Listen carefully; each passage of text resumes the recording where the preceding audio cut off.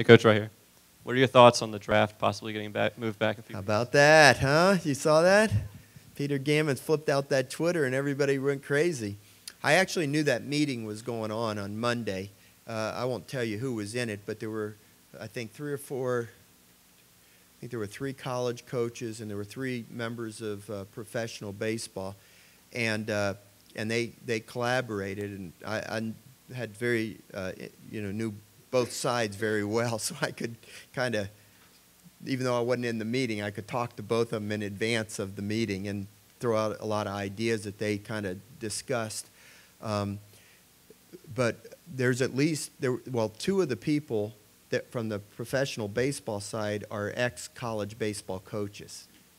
So they were very open to the concerns of the college coaches.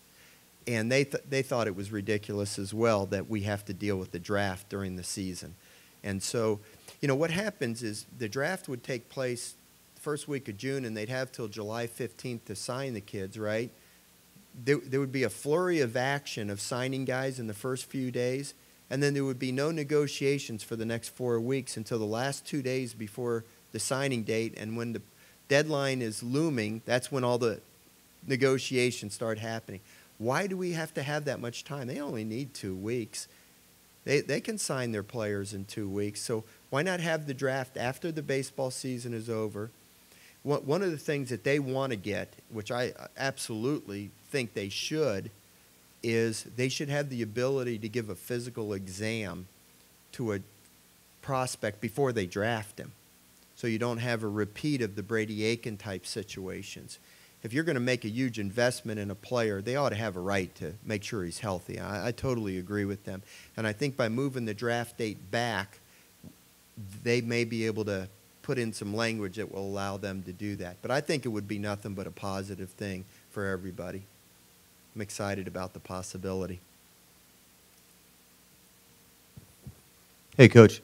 Hello, Jacques. Hey, how you doing? Cartwright, it seemed like his first year, he tasted the 2 extremes of how good it can be and how bad it can be at a program at the magnitude like this. Does he kind of set the example, too, for incoming freshmen as well? And what do you think he learned from his first year? Alden is a wonderful young man. He's got more enthusiasm than 10 people combined, and nobody loves LSU and LSU baseball more than that kid. I'll tell you, he thinks he can do anything he wants to. He doesn't know what his limitations are. He just believes he can do anything. And sometimes, that's what gets him in trouble a little bit, because he says some things that maybe he's a little bit too bold with. But Alden's a great kid, and he gives you everything he's got. And he pitched a lot of big innings for us last year. Unfortunately, the last inning or partial inning that he pitched was not a very good one, and it was the last game of the season. But he's recovered from that. I think he's learned from it. He's young. He was 18 years old, and now he's a year older. He's been through experiences. You're right. He tasted both ends of it, of being at LSU. He pitched. Didn't he start the championship game of the SEC tournament against Florida? He started the game at Ole Miss when we shut him out the last day of the season, and pitched well at Texas A&M. I mean, he did a lot of really good things for our team, and that's what Alan Dunn and I choose to dwell on, the positive things that he's done. And he's going to be a significant contributor for us again this year. I don't have any doubt about that. Paul, to segue into that, Cartwright, obviously a reliever, but that got a little starting time last year. So how will your bullpen? It's a little more seasoned because of your lack of depth, maybe starting pitching last year. How would that help them this year? Yeah. Well, last year we never really developed that third starter. We were starting to with Bowman, and then he had that ankle injury and missed about 5 weeks, and then we had to just kind of figure it out. Never developed a midweek starter. Ross, I'm hoping that that's not going to be the case this year. Hopefully we're going to have 3 solid starters on the weekend and a midweek starter. We haven't talked much about Kyle Bowman, but Kyle Bowman is right there in the mix with all those freshmen and Poche as well. And, obviously the ability to get the necessity to be able to pitch those guys or have to pitch those guys like Cartwright last year certainly is going to bode well for them this year. Cartwright, pitched in front of big crowds and biggest games of the year last year. And I don't think whatever situation we give him this year will be intimidating to him because of those experiences. So, he and Zach Pearson, Parker Bugg, Hunter Duvall, all those guys, they pitched a lot of important innings for us last year. And so I know a lot of the attention is on these young freshman pitchers, but I don't think we'll win a championship without big contributions from all of those guys. Yes, Scott Rabelais. Got a microphone anywhere? Here she comes. Going back to the new ball, they said travels farther. When it leaves the bat and like going through the infield, is it quicker through there? Is it going to affect defense? Yeah. Is it going to affect batting averages aside from the ball going over the fence? That's a good question, Scott. And I wish I had a good answer for that. I couldn't tell you right now. I haven't seen enough. I haven't noticed it making a difference with the infielders. I really haven't even talked to the infielders about that. But one of the things of why third base is such a concern for me is I've seen more choppers in the infield in the last 3 years than I'd seen in a lifetime around baseball. And I attribute that a lot to the bats being heavier and harder to get around with bat speed, and consequently a lot of balls are mishit and chopped in the infield. So I don't think that's going to change a lot.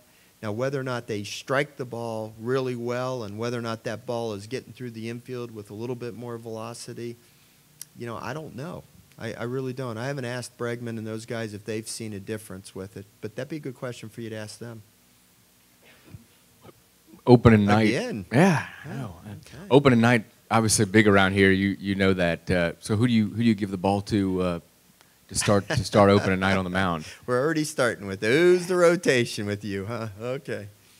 Well, I'm not a betting man because I'm not allowed to be a betting man, but I would think that if you wanted to venture a guess, we'd probably go with the more seasoned guy, a left-hander by the name of Jared Poche. I'm pretty sure he'll be our opening day starter unless something crazy happened here in the next 3 weeks.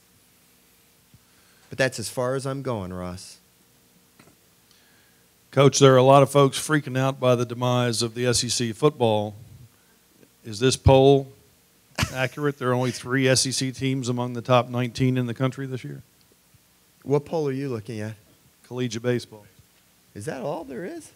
Well, that poll is a lot different than some of the others, I think, isn't it? I haven't looked at them that closely. I thought I saw one poll where there was like 8 in the top 20. Am I wrong about that, Bill? Huh? There's a lot of variation in the preseason polls, Steve. I can stand here and tell you with a great deal of confidence that the demise of SEC baseball is far away from us. That is not the case.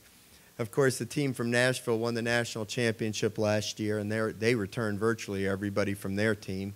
I saw one poll where Florida was second.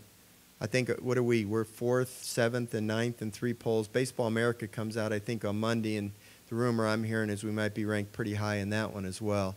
No, there's an awful lot of good teams in this league, and it will continue to be that way. There's great coaches, great players, great environments. I mean, it just keeps getting better. And now with this new SEC network and additional exposure, I just can't ever see it ever, waning. Kids want to play in the SEC. The best players want to come to the SEC because they get the greatest exposure. They play in front of the biggest crowds. They're the most highly scouted. There's more big leaguers out of the SEC. I mean, it's the big leagues of college baseball. I don't know how else to describe it. It's a lot of fun. It really is, Steve. I know a lot of people say it's a grind and it's tough. And, if it was up to me, we'd play 39-game schedule in the SEC. I wish we played everybody. I really do. If they do move the draft to July 1st, is there any fear that they move the deadline to sign? Because I know that's been Yeah, I fear that, but I don't think that will happen. I'm hoping it won't happen, I should say. Just two weeks to sign them. That's what we're hoping. Gosh, we would, that'd be going backwards for us. I don't think the trade-off would be worth it in that case because the sooner that we know who our team is going to be, the more we can react to it. If we need to try to find a player at the last second, at least you got a month, if nothing else, you're able to put the proper names on lockers and order your equipment properly, you know, and just kind of mentally get ready for the new school year. Anybody else? So wonderful to be around you all. The new year has begun. Yes, let's go.